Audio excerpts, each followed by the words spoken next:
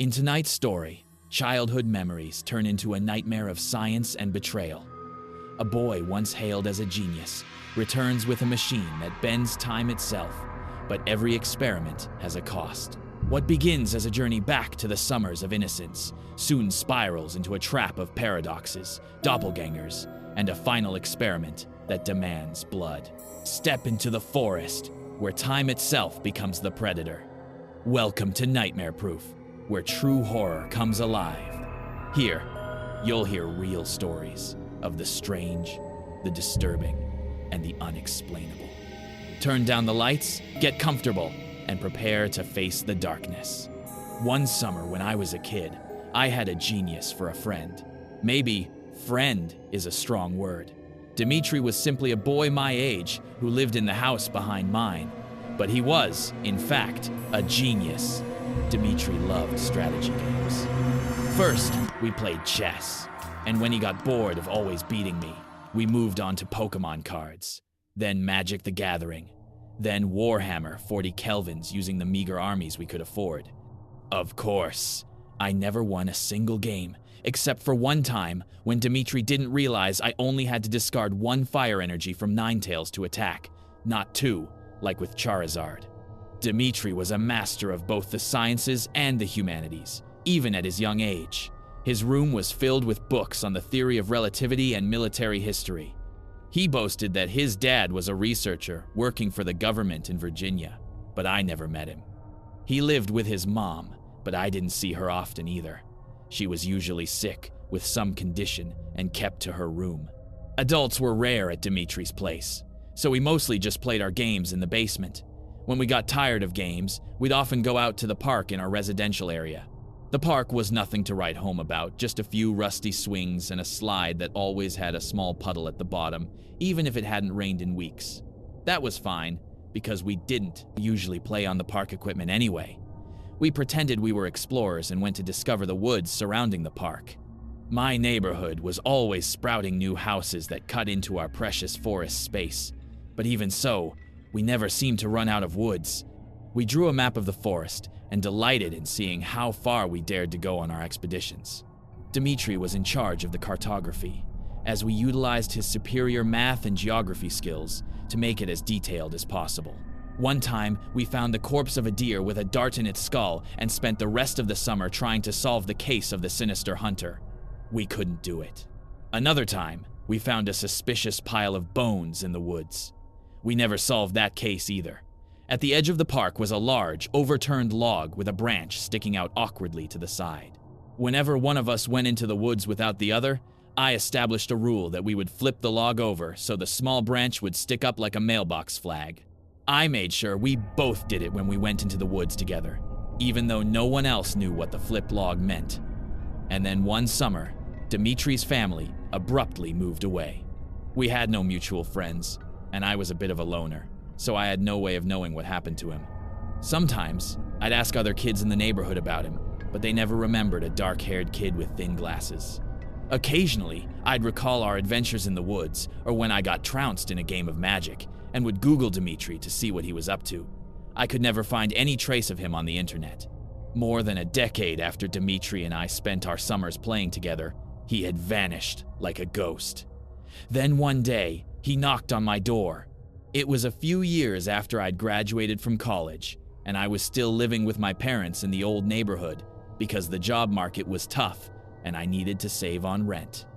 On a Saturday, while my mom and dad were out grocery shopping and I was sitting at the kitchen table in front of my laptop, supposedly job hunting, but actually doing anything but, I heard a knock. Not the doorbell, a knock. When I opened the door, I laughed out loud because I recognized him immediately. An adult now, of course, but he looked exactly the same as he did as a kid still, the same black hair and even blacker eyes. Somehow, he had even maintained the dark outline of the peach fuzz mustache he insisted he would never shave when we were kids. "You probably don't remember me, but..." "Dimitri!" I yelled and threw my arms around him in a hug. I was always a hugger. Dimitri was not.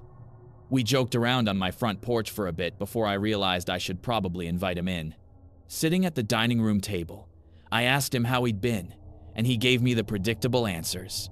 He had gone to an Ivy League school and graduated at the top of his class. He had somehow managed to double major in science and economics. He got a job right out of school building analytical models for some stock firm in New York. Normally, I would feel terrible talking to a successful peer at my parents' dining table, but this was nothing new in our relationship. We were always Dimitri the Brilliant and his dumb little friend, and I had mostly accepted that long ago. "What brings you back here?" I finally managed to ask. "Well, my mom's sick," he said. This wasn't a huge surprise, since she always was, but this must have been a different level of sick for him to come home from New York. "That's terrible. Is there anything I can do?" "No, it's fine. My uncle has been able to help out. Just thought I could lend a hand," he said. "To be honest, that's not the only reason I'm home." "There's another reason?" I asked. "I'm working on a research project, and I was hoping you could help me with it." I was stunned. What kind of project could Dimitri possibly need my help with? He must have sensed my confusion and alarm, because he added, "The project is almost finished. I just need to test it tomorrow, and I need someone to be there, as a friend," he said, looking up from the table and waiting for my reaction. I was touched. Dimitri and I were always friends, but I never recalled him actually acknowledging it. Whatever this project was, I would help him. "Of course," I said. "So what's the project?" "I have to get back to my mom, but I'll tell you all about it tomorrow. Can you meet me at the park?" "The park?" "Yeah, our park, 1 p.m. Eastern Time," he said. I said I would be there. We said our goodbyes, and I expected him to head back to his own house through my backyard like in the old days, but of course, he didn't live there anymore. Only I did. The next day, I walked to the park. It was about half a mile from our house, a straight shot down Firelands Boulevard, and past the boring suburban houses. As I reached the edge of the park, I saw a large red pickup truck with a covered bed parked on the side of the road. To my surprise, Dimitri got out of it. "New truck?" I asked. "I bought it for a specific purpose," he said. "I had to haul something here." I didn't have much time to respond before Dimitri continued. "I built a time machine," Dimitri said. I should have been shocked. Time travel is obviously impossible. There's no such thing. But the truth is, a part of me had always expected Dimitri to say something exactly like, "I built a time machine from the moment I first met him." "Okay," I replied. "Good. So you believe me," Dimitri said. "Let me show you the machine." He opened the bed of his truck and pulled out what looked like a long iron pipe, like a tetherball pole. After pulling the whole thing out of the truck, he stood it upright on the ground. It had 4 curved prongs at its base to keep the pole standing straight. I thought this was just one part of the time machine, and he would assemble the rest. But he didn't go back to the truck for anything else. "That's it?" I asked. "That's it." "So, how does this thing work?" Dimitri smiled, a rare occurrence. "It's complicated, of course, but I'll explain as best I can. Let me try to lay it all out for you, and if you have any questions, let me know." Dimitri didn't bother explaining in detail how the machine sent a person back in time, only confirming that it could. Something to do with the Earth's polarity and core, combined with a unique hormone he had recently discovered. The prongs on the device were designed to anchor it firmly to the Earth's surface so it could remain stationary while the user traveled to the past. "Time and space are inseparable," he said, and it was crucial to stay in the same space when traveling through time. The device would remain stationary as the time traveler gripped the pole. Then, one could travel back in time, but not to the future. "Cool," I said. "How far back can we go?" "Theoretically, as far back as time itself," Dimitri said. "But that would not be a wise experiment to conduct." "So, it's not like a go-kill-Hitler machine?" I asked. "I suppose you could travel back in time to assassinate Hitler," he said. "But that would be extremely difficult to achieve. To start with, there's always the spatial aspect. We could go back to, say, 1889, but we would still just be in this forest in Ohio. And if we managed to find our way to Germany, we would inevitably run into paradoxes. Paradoxes? Yes. For all we know, we didn't exist in 1890. If my theories are correct, and they most certainly are, then time cannot tolerate a paradox any more than nature abhors a vacuum. That's why I chose to time travel back to a time and place I am most familiar with. Something clicked in my mind. I didn't know much about time travel, but I knew a lot about my past with Dmitri. You want to go back to that summer? I asked. Yes, I do, Dmitri said. I always think about the past and try to isolate the location where I spent the most time, the place where I can minimize the risks.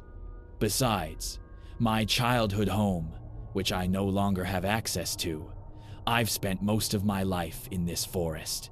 That's why I want to travel back to that summer and then explore this forest. It will help limit the temporal displacement. Temporal displacement? Like time sickness. To avoid it, it's best to return to a time you're most familiar with to best replicate the conditions of that time. I'm going to take us back to this time on Saturday, July 20th, 2007. The Earth should be in relatively the same position then as it is now. That will minimize the stress on the machine's supports. My enthusiasm for time travel was starting to wane a bit. The genius Dmitri always had my implicit trust, and if that genius said a trip back to the summer of 2007 to visit the forest was safe, then it was safe. But I was also starting to see my role in all of this. For Dmitri's trip to work, he needed every object and circumstance to be the same as when he was a kid. He needed me. But did he need me as a time-exploring companion? Or just as a prop to lean on? Dmitri seemed to sense my unease from what he had just said. And of course, I want you to come back with me too. You sometimes notice the obvious things I miss. So, let me know if you spot any paradoxes or time travel rules I might have missed. I knew what Dmitri meant by obvious things was stupid things, but I was moved, to put it mildly. I fondly remembered the Ninetales and Charizard incident. I did have a knack for spotting the obvious things he missed. I thought it over for a moment. The idea seemed to pass the stupidity test. What if we see ourselves? I asked. We won't, Dmitri said. I know the day we're going back to. You were at home, and I was at ball practice. But what if? Then we'll see ourselves. It's not a big deal. If we meet our future selves in the past, then we already did, and we're clearly not destroyed or anything. Do you remember ever meeting an adult who looked exactly like you? I don't think so. So it's like Harry Potter and the Prisoner of Azkaban? Sure, like the Harry Potter rule. Ultimately, the timeline won't be harmed, but I'm not sure meeting our younger selves wouldn't be traumatic. Again, your brain doesn't necessarily want to be in a different time. In the past, you might get a headache or something. I weighed the risks for a moment and then said, let's do it. Dmitri told me to leave my keys, wallet, and phone in the truck. He even had a pair of shoes ready for me to wear, a very old pair of New Balances in my size. Then, we carried the long machine together, holding it at either end. Across the park, now looking rustier than ever, and to the edge of the forest. Wait a minute, I said, as Dmitri was about to step into the woods. I walked over to the familiar fallen log and flipped it over so the small branch pointed to the sky. Now we can go in. We walked through the familiar part of the forest. It wasn't long before we reached the area where new suburban houses had claimed most of the trees. A section of the forest had been cleared and replaced by a large wheat field. The developers had cut down the trees to open up the land, but hadn't followed through with building houses there. This looks good, Dmitri said. We cleared some wheatgrass and set the pole's prongs into the dirt, stomping on them with our feet until the pole was firm and couldn't be moved. All right, we have 2 minutes before departure. Remember, even though we're returning to a place our minds feel familiar with, we might still feel some displacement, time sickness. Don't worry about it. We'll come. Back to this clearing, and then we'll walk around the woods for a bit, maybe even go out to the playground to see if anyone's there. Got it? Got it, I answered. Good. The path we'll take is one we've already mapped out. The machine will be waiting for us when we get back to this clearing. The whole process takes 20 minutes, and when it's done, We'll be the first two people to travel through time. Shit, it's almost time. Grab the pole! I grabbed the pole's shaft, and Dmitri did the same. Dmitri opened a control panel on the machine that I hadn't seen before. He pressed a button, and then the wind suddenly rushed hard into my face. Time travel wasn't inherently unpleasant, but it felt strange. It felt like a hairdryer blowing directly into your eyes. Squinting, I could see streaks of color and nothing else. My hands gripped the machine tightly, and I could feel it was very sturdy, as was the ground beneath my feet. I realized I had forgotten to ask Dmitri how long this process would take, but before I could ask, the current stopped, and I was standing next to a large green tree. The clearing was gone. This part of the forest was now undeveloped. It looked darker under the shade of the canopy, but I could feel the humid midsummer air on my skin. "We did it," I said, not sure if it was a question or a statement. "We did it," Dmitri said. My stomach immediately churned with a mix of unease and excitement. I was somewhere the universe didn't want me to be. I was a time astronaut. "Let's walk around. I remember most of our map's details. The deer skull should be a few hundred yards from here," he said. He wasn't even going to stop for me to catch my breath. Dmitri was determined to personally make the trip through the woods. I knew how he thought. Traveling to the past wasn't enough for him. He needed to walk on his own moon. We walked through the woods, and my heart ached as I saw one nostalgic sight after as another. This was the forest. Our forest. I hadn't been back in years, but our simple map was still clear in my mind. This place was beautiful. We saw prominent landmarks like the blue bungee cord we had once wrapped around a branch. To try and make climbing easier, it failed. We saw the deer skull, and I had never been so excited to see the remains of a dead animal. As I saw each relic of the past, my heart beat harder with the crime we were committing. Dmitri seemed to be enjoying himself. Usually all-purpose and strategy, I could see a suspicious happiness filling his eyes. He suggested we head toward the edge of the woods to see if anyone was at the park. Before long, we reached the entrance of the forest, and I noticed the first sign that something was wrong. "I thought you said I was at home watching TV, and you were at ball practice," I snapped. "You were at home, and I was at ball practice," Dmitri replied. "Then why is the flag up?" Dmitri followed my gaze. The log was on its side, the flag pointing straight up at the sky. "Huh, well, maybe one of us forgot to put it down. Back in 2007, Dmitri asserted. "I always rolled the log back when I left the woods," I replied. "Well, maybe. Sometimes I forgot. I'm forgetful," Dmitri said. Dmitri was not forgetful. "Are you sure you picked the right day?" "I'm sure," Dmitri said, his tone a bit sharp. "Let's keep going. We might get sick if we stay in one place too long." I was starting to feel a little tired, to be honest. The air was hotter than I expected. This was years ago, before the ozone layer had further deteriorated. Was the weather always this hot in the past? I felt a bit feverish. The sweat on my forehead was strangely cool. From where we stood at the edge of the woods, I saw the swings and slide of the playground in the distance. It had been empty when we arrived, and I expected it to be the same this time, but... Oh wait, is that someone on the swings? I said. It was the figure of a child sitting on the swing, their back to us. The air suddenly became even hotter and stickier. Sweat was dripping into my eyes. I wiped it away quickly. "Looks like it," Dmitri said. "Who do you think it could be?" I stepped out of the woods and moved closer to the park, leaving Dmitri behind. Something was familiar, but distorted. The swing was moving back and forth, and the figure on it was wearing a hoodie with the hood up. The hoodie was dark blue. "Dmitri, that's my hoodie. That's me!" "Are you sure?" he said. But I could barely hear him as I moved further away from the woods and toward the swings. I used to leave that hoodie in Dmitri's basement, where it often got cold in the evenings when we played games. Why was I out here, alone on such a hot day? I got closer to the boy on the swing, his back still to me. He didn't even seem to notice that someone had just emerged from the woods and was now cautiously walking on the damp, wood-chipped ground of the park. I had never thought about what message I would want to give my younger self if I ever got the chance. Maybe I would tell him to practice soccer like Dimitri, or to keep in touch with Dimitri when he moved, or to choose a college major that didn't land me back in my parents' house. I had to tell him something, and I needed to say it now. I was being drawn toward him, even though I wasn't moving on my own like a moth circling the flame of time. I was right behind myself, but the boy in front of me was unaware of my presence. Maybe he. I was wearing headphones. I walked around to the front of the swing. The boy didn't look up.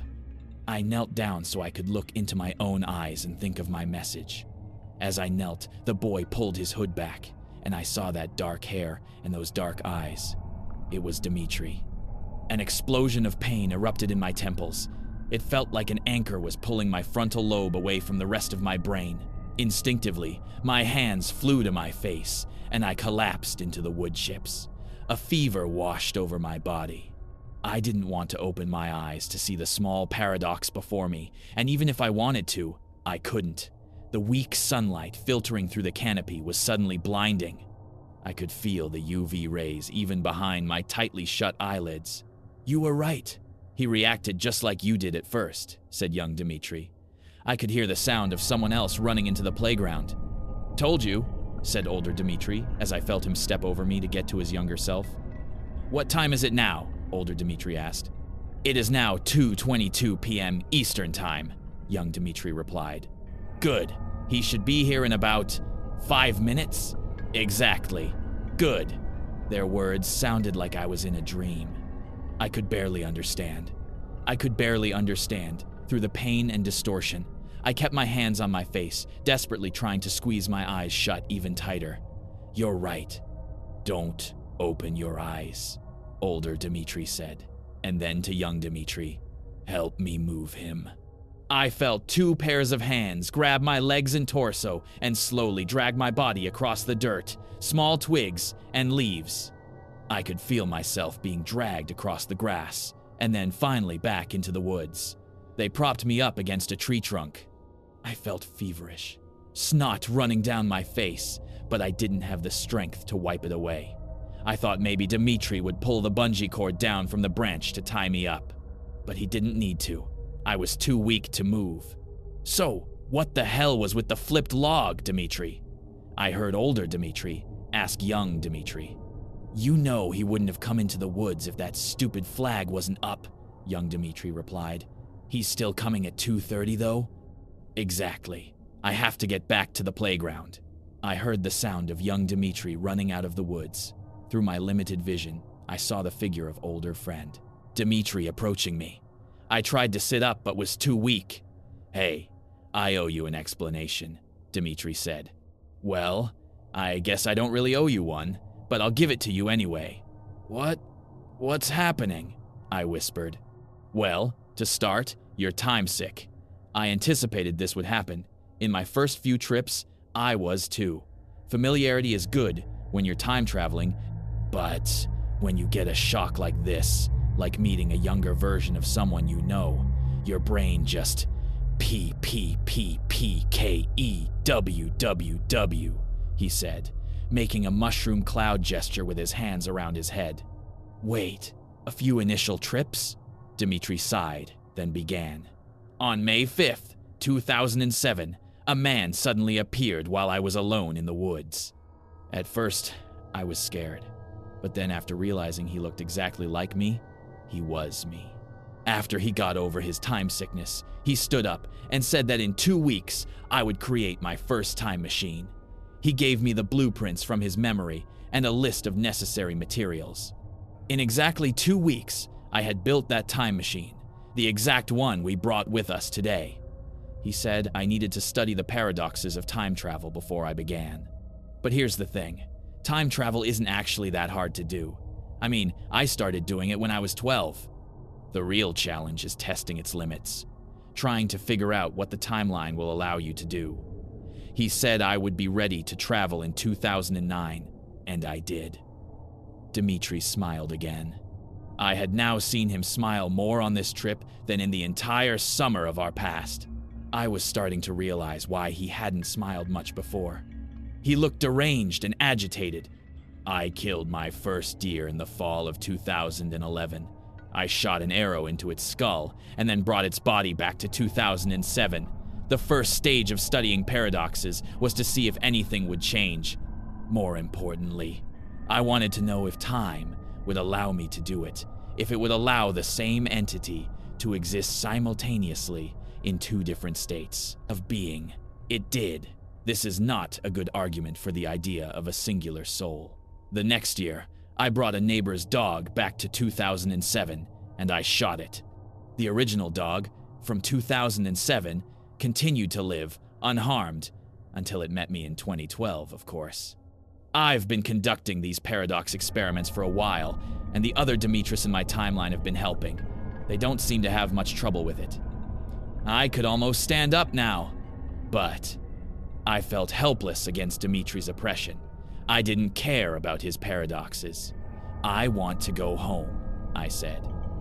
That's a shame. Of course, that's not going to happen, he said. And then he pressed his hand, slowly but firmly enough to push my weak body back against the tree trunk. Young Dimitri told your younger self to come into the woods today at 2:30 p.m.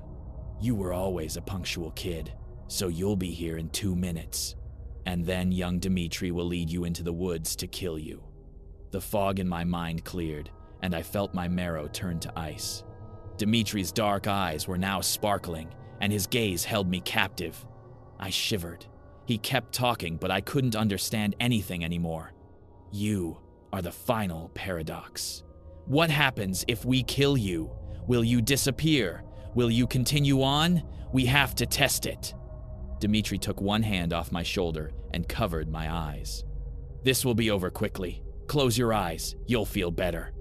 The woods were freezing now. Or maybe it was just me. I could barely feel the hand on my face, or my fear through my chattering teeth. Relax. Shh, relax, Dimitri said. We just need to observe you. I need to see what happens when... Wait, I yelled, mustering all my remaining strength. How did you do it? How did I do what?